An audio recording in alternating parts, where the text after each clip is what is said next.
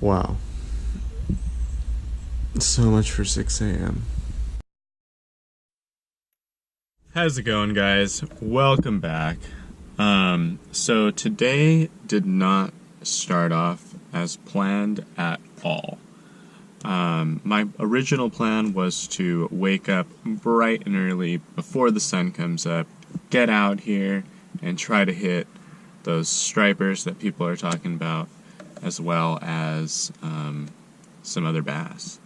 But anyway, that did not happen. So I promised myself that I was still going to fish today and make a video.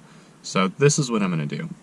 I'm going to try to make a video that has a little bit of underwater footage.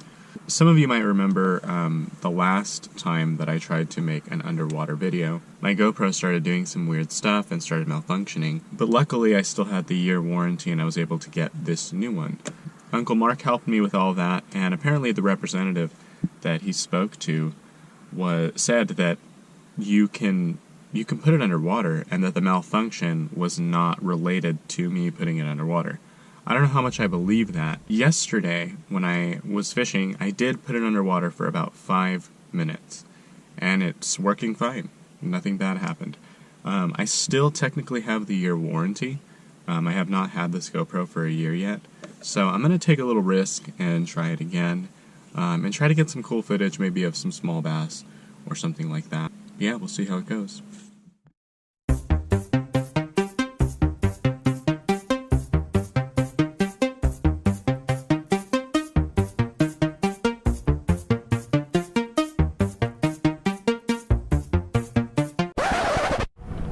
Well, I knew it would happen.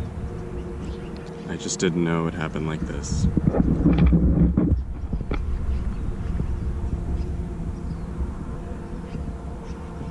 Yep. Okay. At least it didn't go very deep. And at least it went all the way through. Well, that's a hell of a way to start a day. I had a feeling this was gonna happen too. I was trying to put my fly on my reel like I normally do with my other flies. See, so my other option is to pull it even further through and then just cut the hook off, but I want to keep using this fly.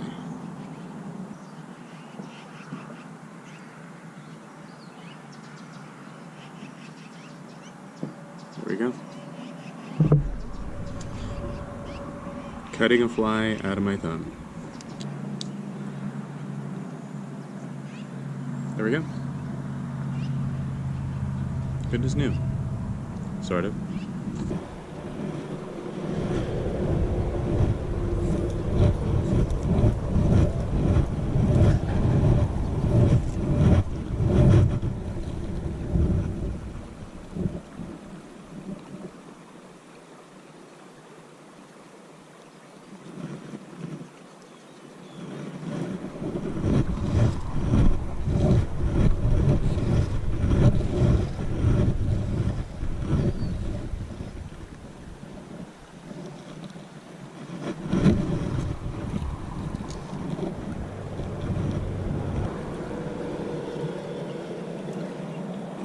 I gave it too big.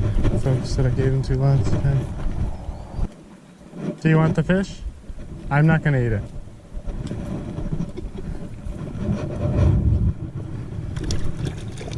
Thank you. Feels good to give. That fish put up a good fight too.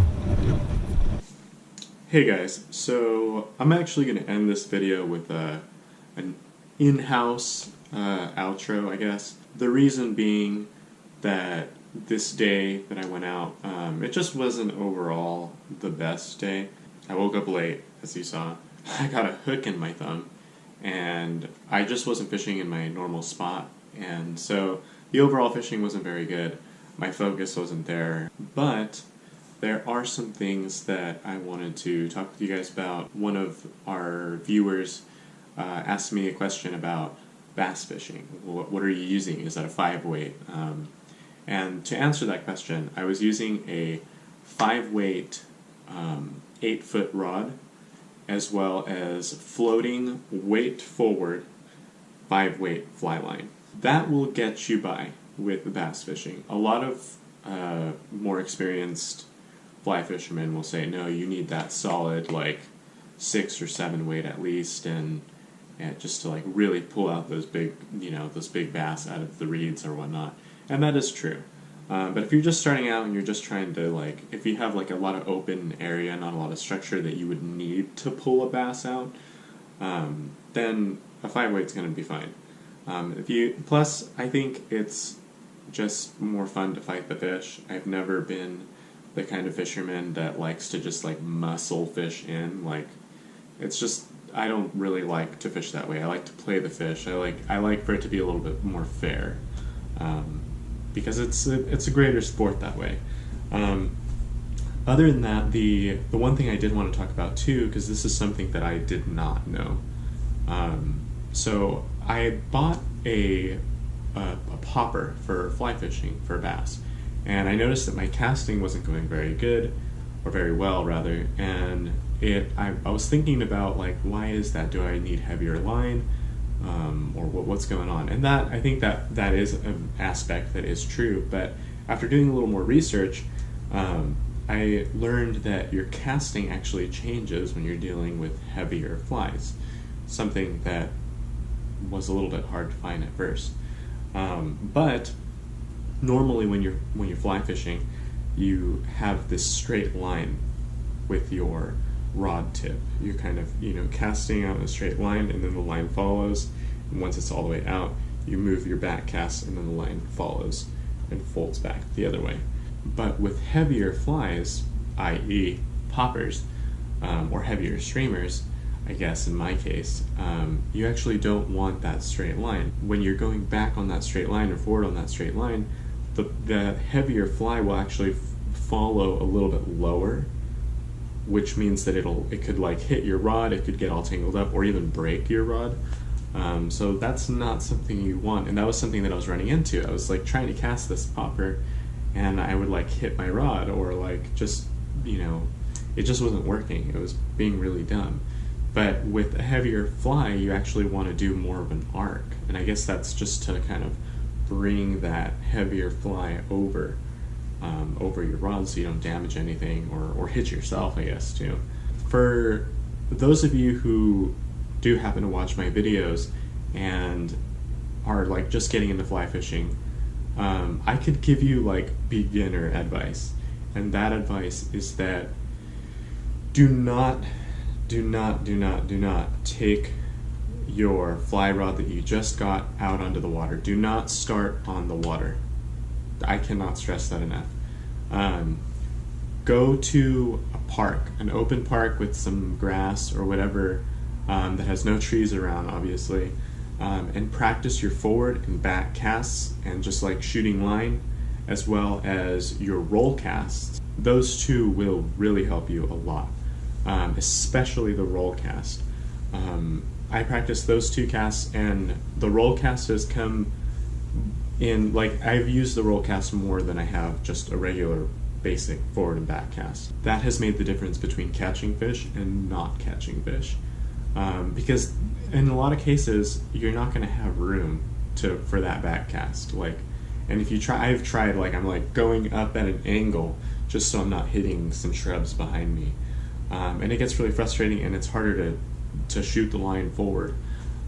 So the roll cast really, really helps. And if you guys notice in some of my videos, I'm actually putting the little bit of line in the water and using the surface tension of the water to load the line out from my rod, roll casting forward, and then repeating the process.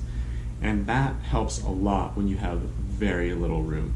That makes all the difference to get your line out there. Now, some of you might say that could be a bad idea. You could be spooking the fish. But I disagree. I think that if your roll casts are top notch, your line should just it should roll and just lay lightly on the water, which would not spook any fish. There were times where I thought I was going to spook a fish with my roll cast, and I'm seeing, the fish is just sitting there, and then the fly line just lands very lightly right there. Doesn't spook the fish at all. Because it's not like with heavier bass lures when you're using a bait caster or something and it does that splash, you know, it just kind of lays right there on the water. So that's kind of my advice for you guys. Sorry this video wasn't that great as far as fishing goes, but I hope that this advice can help some of you guys that are just getting into fly fishing and, you know, are just starting out. You know, I've only been doing it for like a month and a half now, and I really enjoy it. But you could save yourself a lot of frustration if you practice your casting. It's very different, especially if you're coming from the bait caster world. You know, it's like learning a bait caster all over again. You know, at first it's a little frustrating. At first you're going to get a bunch of birds' nests, and you know, you're learning the difference of like the speed of your casting compared to like a spinning reel, you know.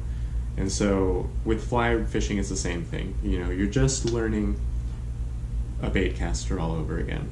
So my advice to you guys is just get out there and try it out, you know. But definitely I hope this advice helps, and you know, I don't know, get out there.